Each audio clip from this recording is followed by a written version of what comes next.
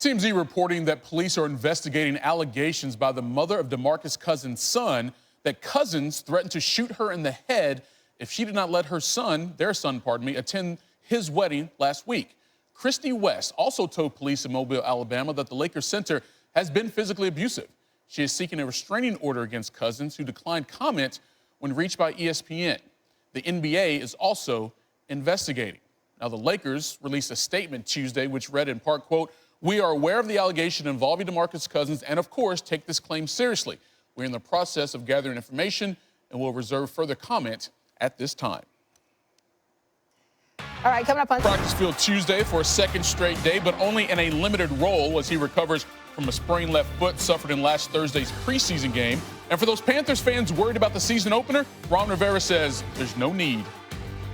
He got out, got a nice little workout in with RV on the side, and then was out for the rest of practice. So he's made good strides, and we're pretty excited about it, because we'll have a couple extra days to practice and get ready for the Rams as well. So any doubt in your mind he could be ready for the Rams? No, there's no doubt in my mind. I mean, he's everything he's been doing, everything he's done exactly what he needed to, and we're at the point now where it's just a matter of time before once we start our actual prep for the Rams. All right, so Panther fans, again, breathe easy. You're good, according to Ron Rivera. And here's the deal. You need Cam out there because it's kind of hard to replace this type of impact. He has the third most passing and rushing touchdowns before turning 30 in league history. Only two guys ahead of him, Peyton Manning and Dan Marino.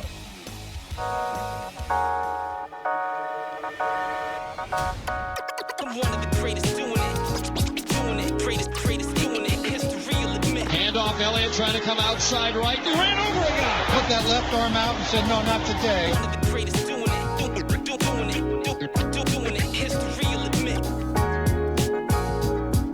If my math is correct, Edward, it's day 32 of the Ezekiel Elliott holdout, and today we've got new info thanks to you. Ed, I know you talked to a source very close to the situation today. What can you tell us? Well, last night I exchanged text messages with Hall of Fame running back Marshall Faulk, and he's down in Mexico working out, Elliott, and he told me that his fitness level is great, but that's not the same as being in game shape. And Faulk intends to try to close that gap by putting Elliott into what he called active game situations, saying the only thing that can't be simulated is the contact required in the NFL. Now, like Elliott, Faulk and Eric Dickerson are represented by Rocky Arsenault. The two Hall of Fame backs have both been very publicly supportive of Elliott.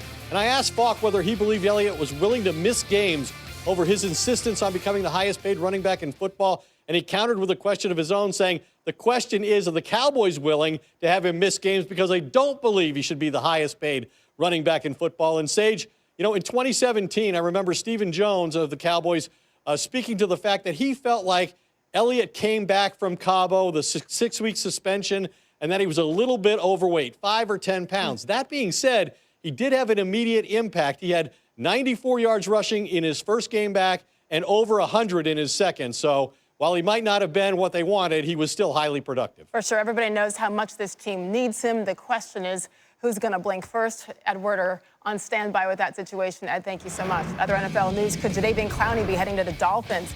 ESPN has confirmed that Miami is interested in working out a trade with the Texans for the three-time Pro Bowl linebacker who has yet to sign his one-year franchise tender with Houston. Clowney has actually met with Dolphins rookie head coach Brian Flores. Here's ESPN Dolphins reporter Cameron Wolfe with more on that. Houston gave Miami permission to meet with Clowney. The goal of this meeting, I'm told, was for Miami to present to Clowney why they believe he's a long-term fit for them, even if 2019 is a rebuilding year. It's believed that the meeting went well. The Dolphins have pursued Clowney for weeks. As Houston's asking price has dropped a bit, Miami's interest has increased. The Texans have had interest in promising left tackle Laramie Tunsil, but I'm told that the Dolphins have been very reluctant to part with him. So the two teams have discussed other players and other draft picks to possibly get this deal done. One important factor to note is that Jadeveon Clowney has sort of a de facto no trade clause because he hasn't signed his franchise tag yet. He can't be traded unless he's under contract. There are other teams involved in trying to trade for him, and there's no guarantee that a Miami-Clowney deal gets done, but Miami is definitely interested, and they hope they can convince Clowney to say yes if the Texans and Dolphins get an agreement. All right, just to recap from last season, Clowney had the third best pass rush win rate in the league last year. That's for ESPN pass rush metrics using NFL Next Gen stats. That measures how often a pass rusher beats his block within 2.5 seconds. By the way, second on that list, former Dolphin Robert Quinn, who's now with the Dallas Cowboys. Sean Jackson, news on him. The Eagles receiver broke his left ring finger during practice today. He'll visit with a hand specialist tomorrow, and our Josina Anderson reports that he'll have a custom splint made for the finger. Also, ESPN's Tim McManus reports the injury not likely to keep him out of Week 1. Michael?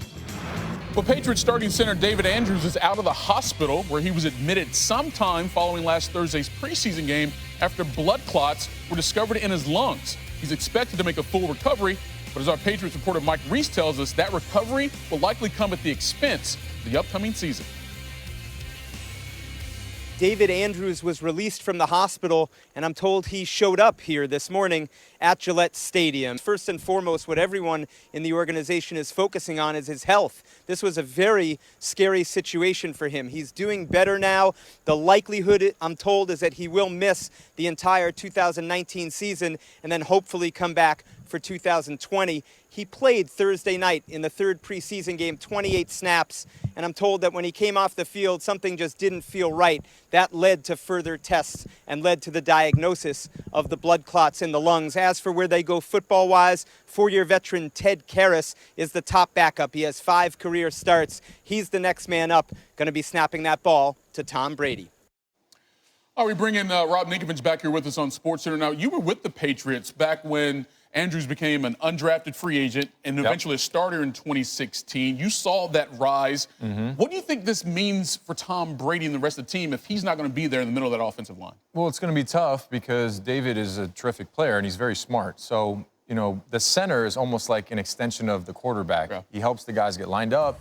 You know, your cadence is very important, especially in a loud environment. You know, not letting the offensive line getting off at the same time, the defensive front not getting off on the ball against you to get a sack. You know, I mean, if you can't change up the cadence, you're in trouble. So, you know, I think that they have Ted Karras, that's the backup. He'll come into the role, but it's a very important position. It's hard to just plug a guy in there and just say, okay, now you have the reins. So, you know, it'll be interesting to see what they do moving forward. You know, obviously they're the Patriots and they can adjust and they move like no other. So it's just hard to see that happening to such a good player, young player in his prime right now. Yeah, if there's any team we've seen in the last decade or so that lives the mantra next man up, it's been the Patriots. But this is a different position to fill. Rob, appreciate the time. Respect for the Ducks down on the Plains.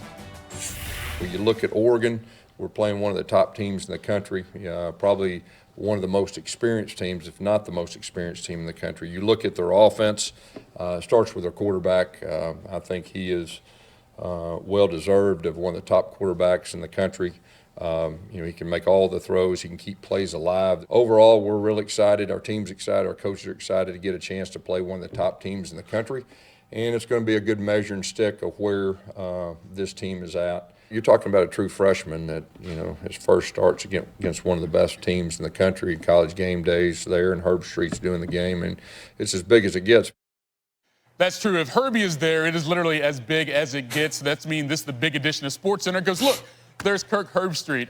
Herbie, you're going to be on the call for that Oregon-Auburn game coming up Saturday on ABC. Oregon 11th in the preseason poll. That's the highest-ranked team in the Pac-12. How would you describe this opportunity that the Ducks have Saturday against Auburn? Huge opportunity for them. You know, Mario Cristobal in his second year being the head coach out there. But I would really say, Michael, that as far as the Pac-12 is concerned, I think it's a big opportunity for the entire conference because I think people east of the Rockies don't really respect Oregon or the Pac-12.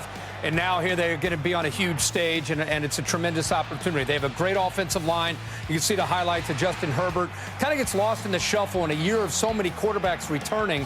Herbert might be the most skilled, might be one of the more physically gifted quarterbacks that could be draft eligible if he decides to come out. So there's a lot there to like about Oregon. But I think this Auburn team has a great defense, a great attitude. Gus Malzahn has a true freshman quarterback in Bo Nix. He's going to be calling the plays for the first time in 3 years. So this is going to be a fun game, one of these neutral site games that's going to create a lot of buzz. And game day will be there. We'll call the game that night and find out who's able to walk out of there with a win. Yeah, big opportunity for both teams early part of their schedule. So clearly that is the game of the week, Oregon versus Auburn. But what's another game for you, Herbie,